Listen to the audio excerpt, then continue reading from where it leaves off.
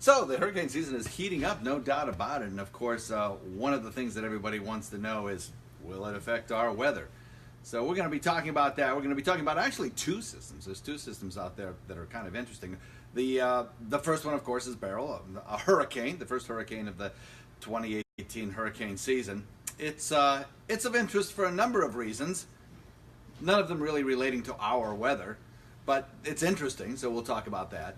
And the second system is probably a little more interesting. It'll probably have greater impact on the United States, and it's not anything quite yet, but it will probably become a depression a little bit later in the day.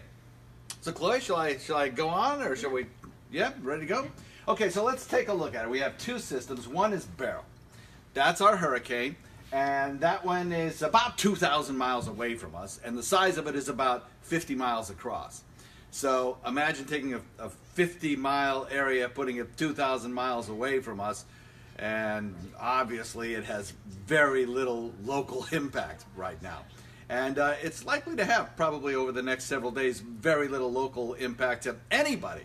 Except by the time we get to the end of the weekend, in the Lesser Antilles may get quite a little bit of a blow out of this system. That's certainly a possibility. Heavy winds, gusty winds, heavy rainfall, that sort of thing.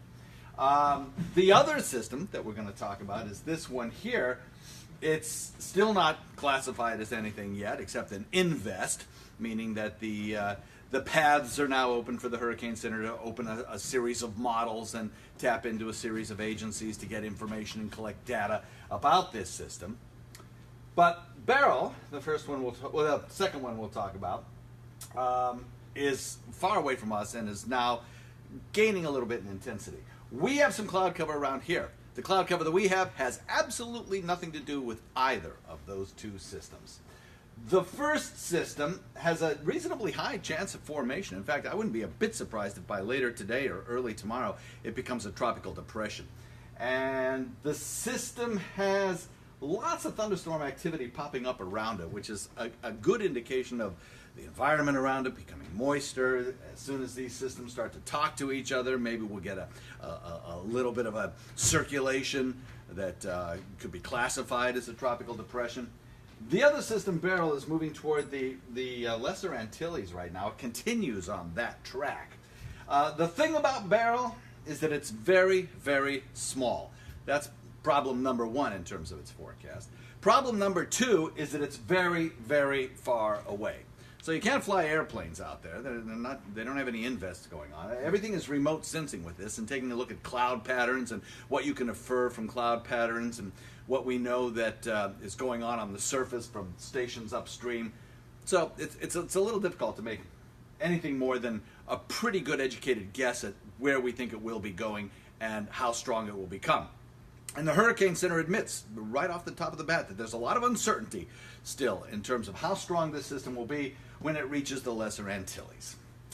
Right now, 80-mile-an-hour winds, probably reaching Category 2 status, or at least the Hurricane Center gives it that possibility, and they're certainly erring on the strong side of the forecast.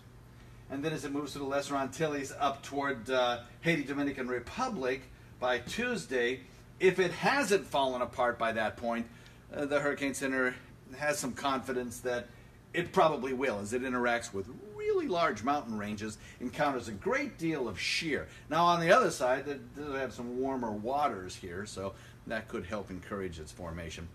It's kind of a wait-and-see situation for areas of Puerto Rico and Hispaniola. At the present time, I think it will have no impact whatsoever on the weather of the state of Florida. At least that for the next 5 days. Stay tuned thereafter, but I don't think so. Then, looking a little bit further to the north, we have this system right here. This system has the potential, as I mentioned, for developing. The water temperatures around here are pretty warm compared to the water temperatures over Beryl. That's the other thing interesting about Beryl, is that it's developed over some really abnormally cold water. Less than 5% of all Atlantic hurricanes have developed in water temperatures a little bit warmer than this, so it's pretty remarkable, actually. So warm water temperatures up here off the coast, of course, part of that, the Gulf Stream, and that will help to encourage Beryl to develop it even deeper. Now, the other problem for Beryl, which is located right down here, and in this forecast map, which shows the ripping, tearing winds aloft, the wind shear that tends to destroy hurricanes. In this case, red areas show lower shear, which is good for hurricanes. The darker, bluer colors indicate stronger wind shear, which tends to tear the hurricanes apart.